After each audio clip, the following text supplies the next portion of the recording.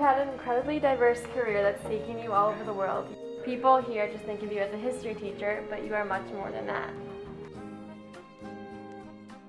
You wanted to be a history teacher coming out of college, but that wasn't the case. What did you do when you got out of school? Well, I had to get a job. There was no going home to mom and dad, so I basically started freelancing for United Press and worked for local Hearst newspapers, San Francisco Examiner and Chronicle, and then I got a job doing campaign photography. We had an election year that time, and I started taking pictures of everybody from George Moscone at that time, who was running for mayor of San Francisco, all the way to Jerry Brown, the first time he was running for governor of California. After that, I got a job in television and made some connections, and worked there as a cameraman / still photographer for the art department, mostly doing graphics, commercials, and then also doing documentary work for the studio.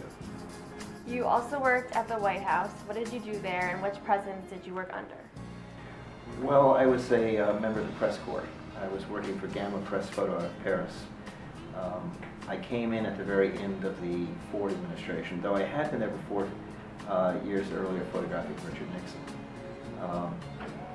And I was pretty much the White House photographer for that version of that part of the French press. I worked closely with AFP, Agence France Presse, and then also contributed to French and European magazines, whether it was Die Welt, Stern, Paris Match, VSD, any of a variety of publications, Polka out of Italy. So there was a lot of stuff that I did. It was mostly all for the European press. What led you to working for some of the top fashion magazines, and which ones were they? Well, when I came to New York, when I left Washington, I had a connection with Fairchild Publishing, and I went to work for them for Women's Wear Daily and some of their other newspapers, Women's Wear, Daily News Record, HFD, a variety of footwear news, and one of their editors at W actually ended up moving on to Condé Nast. And she moved to Condé Nast. I got a phone call, and she asked if I'd like to start shooting for Vogue magazine. So I started shooting for Vogue, and then 2 floors up at the Condé Nast building is Gentleman's Quarterly, so I started shooting for them also. And that kept me busy for about 2.5 years. It was pretty exciting stuff. Out of all the different subjects you photographed, which is the one you are most proud of? I'd probably say it was my very first front cover for Newsweek in January 1977, when I covered the Carter inauguration. It wasn't supposed to be a big deal. They were going to actually bury the story inside, both Time and Newsweek. And the big story at that time was also the big chill on the East Coast. It froze in the Hudson River. America was in kind of an iceberg lockdown. And I had a very successful shoot that day, inauguration day. I had a camera, basically the meter went down, the camera almost crashed because it was so, all my batteries froze up. I had to use it on manual, I had to guess the exposure.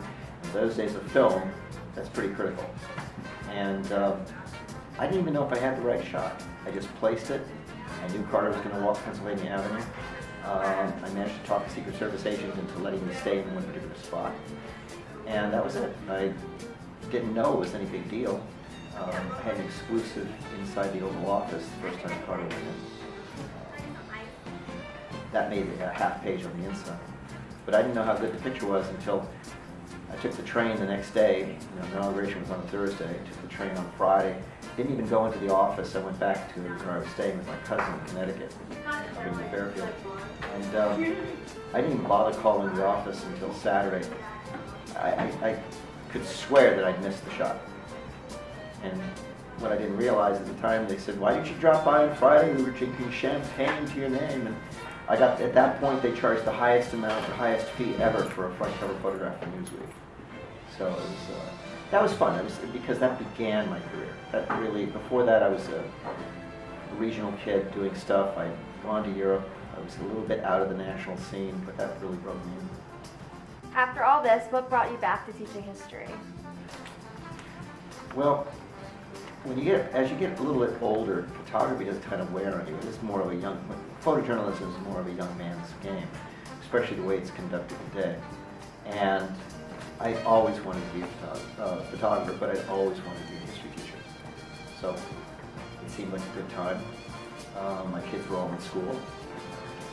I was tired of working, getting 1 or 2 days off every month and a half, and I decided it would be a great way to stay home. I've never been so broke in my life, because I went from making okay money to making horrible money. I never realized education paid so bad. So badly, but I did it. I've never looked back. So out of your entire career, what would you say is your greatest achievement and why? I raised 4 really interesting kids. That's my greatest achievement. One is a accessory jewelry designer in New York City. One is a rock music writer out of Boulder, Colorado. Another one's in the promotion business. And my youngest is getting ready to graduate with a degree in communications and wants to go into not-for-profit organizations. They're interesting people. They may not be the brightest in the world, they may not be the A students, but they're interesting, they have energy, they're doers, they have a great work ethic. And I think that's the thing I'm most proud of.